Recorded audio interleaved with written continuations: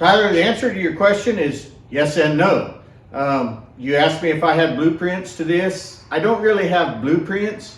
I do have some DXF files. At the bare minimum, I'm willing to email those to you, or I could actually cut the parts and send those to you. I think I'd charge you about 50 bucks for that. I could also do a complete video on building one of these. I wouldn't mind doing that. I think I'm going to have to end up building another one for another engine anyway. I've made two so far. They both work pretty decent, but I'm going to give you the real basics of it right quick in what I did before we get into building another one. If you even want to, if there's any interest in it, I'll do it. But this is out of a car like a Camaro or whatever. This is a truck pan. What I liked about the truck pan is it has a windage tray in it, and that's why I went ahead and went with it. But up here on the front,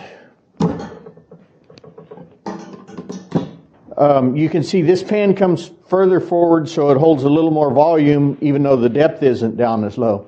These, if you put these near stock location in a car, they get crazy low to the ground. So we had to come forward with it to give it kind of capacity like this. I made a kick out for it, so it also gave it more capacity. I got a couple of aluminum hinges off of Amazon, and they're right here.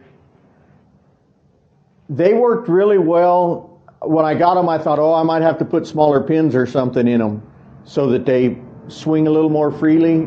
They work pretty free just like they are.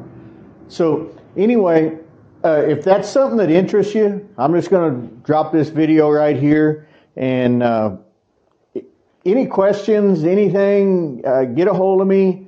My email address is just simply lee@dragonslayerind.com, short for Dragonslayer Industries. But you can email me, and we'll just I'll get the parts shipped to you. I'll do you another video. There is some cutting and stuff that you got to do on this. My last one, I welded a couple nuts on it to keep it up off of the floor of the pan from the inside, because it was still low enough that I got the bottom of the first one dented up a little bit. Since then, I'll send you with a piece of aluminum to put on there, but I actually kind of put a little thickener plate right in the center. This is a new channel. If you like it, hit the subscribe button, please, and I'll try and help you out all I can. I'll email you the cut files. You can buy the parts cut from me. Hopefully I can do that cheap enough that you shipped. 50, I'll do them $50 ship just to try and help you out. Hopefully that just keeps you from buying a piece of aluminum, but maybe you have that readily available. However you want to do it, it's fine with me. Thanks for the question, man.